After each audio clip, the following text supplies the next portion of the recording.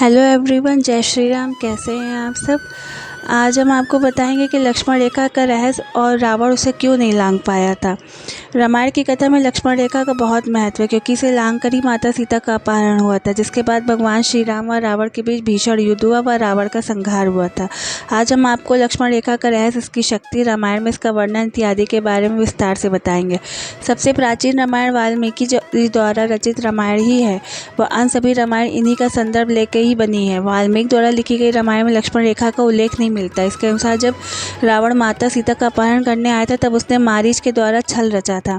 इसी छल में फंसकर जब माता सीता ने लक्ष्मण को मार्मिक वचन कहे व उन्हें भगवान श्री राम की रक्षा करने के लिए जाने के लिए विवश किया, तब लक्ष्मण अत्यंत दुविधा में फंस गए थे। उन्होंने माता सीता से कहा कि पता नहीं जब मैं भैया श्री राम के साथ वापस आऊँगा तब आप सुरक्षित मिलेंगी या नहीं। इसके बाद लक्ष्मण माता सीता को वहाँ के वनों, दिशाओं व पशु पक्षियों के भरोसे छोड़कर सीधे चले गए थे।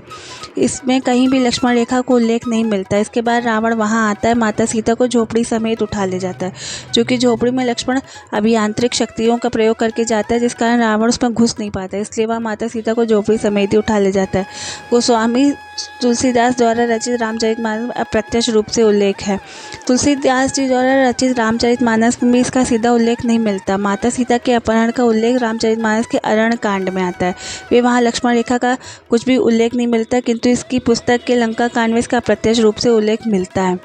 रामचरितमानस के लंका कांड में लक्ष्मण रेखा का उल्लेख हुआ है। जब भगवान श्री राम व लक्ष्मण वानर सेना के साथ लंका पर चढ़ाई कर देते हैं तो वह रावण की सेना के साथ उनका युद्ध शुरू हो जाता है। जब रावण की पत्नी मंदोदरी उसे समझाती है कि वह रावण को भगवान श्री राम व लक्ष्मण की शक्ति का एहसास करवाने के उद्देश्य कटाक्ष करते हुए कहती है कि जब आप सीता का अपहरण करते समय भगवान श्री राम के छोटे भाई लक्ष्मण के द्वारा खींची गई एक रेखा तक नहीं पार कर पाए गए थे तो उनसे युद्ध क्या करेंगे। इसी के बाद से रामायण में लक्ष्मण रेखा की कथा को बल मिला व उसके बाद विभिन्न सिद्ध पुरुषों और ऋषि मुनियों ने रामायण का अन्य भाषाओं में भी अनुवाद किया।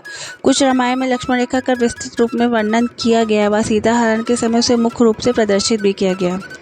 लक्ष्मण रेखा की कथा। जब रावण अपने मामा मारीच के साथ माता सीता के अपहरण के लिए आता है तब मारीच एक सुंदर मृग का रूप धारण कर उन्हें अपनी ओर आकर्षित करता है। माता सीता के कहने पर भगवान श्री राम उस मृग को लेने के लिए जाते हैं।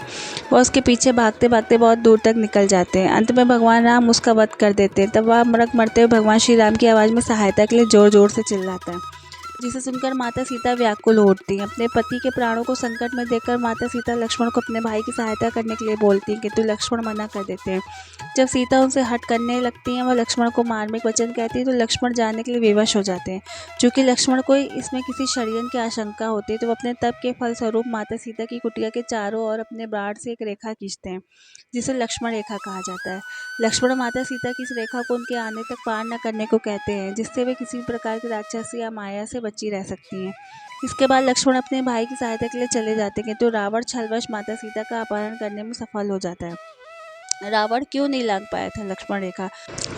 रावण एक पराक्रमी राजा था, वह असुरों का सुर था। उसमें इतनी शक्ति होने के बाद वह एक रेखा को लांघ नहीं पाया था। इसका वर्णन भी वेदों व पुराणों का अध्ययन करके पाया जा सकता है। वेदों के अनुसार एक मनुष्य अपनी योग व ध्यान की शक्ति से ऊर्जा का एक जगह संचार कर सकता है। यह शक्ति तब और बढ़ जाती है जब व्यक्ति ब्रह्मचर्य का पालन कर रहा हो। लक्ष्मण 14 वर्षों से अपने भाई व भाभी की सेवा में तैनात थे।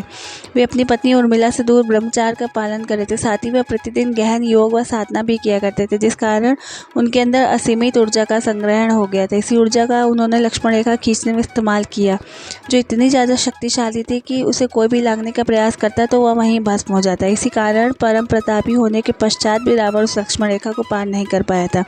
लक्ष्मण रेखा का वैज्ञानिक रहस्य भी है। अब हम वैज्ञानिक तथ्य के अनुसार आपको यह समझाने का प्रयत्न करेंगे कि आखिर लक्ष्मण रेखा काम कैसे करती थी।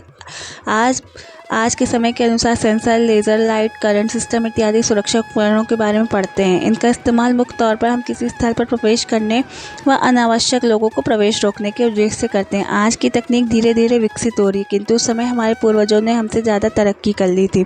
इसका उदाहरण आप पुष्पक विमान, ब्रह्मास्त्र, अनदैवीय अस्त्र, ग्रहों की गणना इत्यादि से देख सकते हैं। उसी प्रकार लक्ष्मण ने भी अपनी ऊर्जा का प्रयोग करके एक ऐसा सेंसर सिस्टम लगाया था जिसको छूने से कोई भी व्यक्ति उसके करंट व ताप से जलकर भस्म हो सकता था, किंतु वही सेंसर माता सीता के स्पर्श से एक्टिव नहीं होते थे, वह उन्हें पार करने की अनुमति देते थे। इसलिए जब रावण ने उससे पार जाने का प्रयास किया तब वे शक्तिशाली सेंसर एक्टिव हो गए, वह रावण को जलाने का प्रयास करने लगे, जिससे रावण पीछे हट गया, किंतु माता सीता को उसे पार करने पर उन्हें कुछ भी नहीं हुआ। अगर आपको मेरा ये वीडियो पसंद आया हो तो please like, share and subscribe कीजिए। Thank you. जय श्री राम।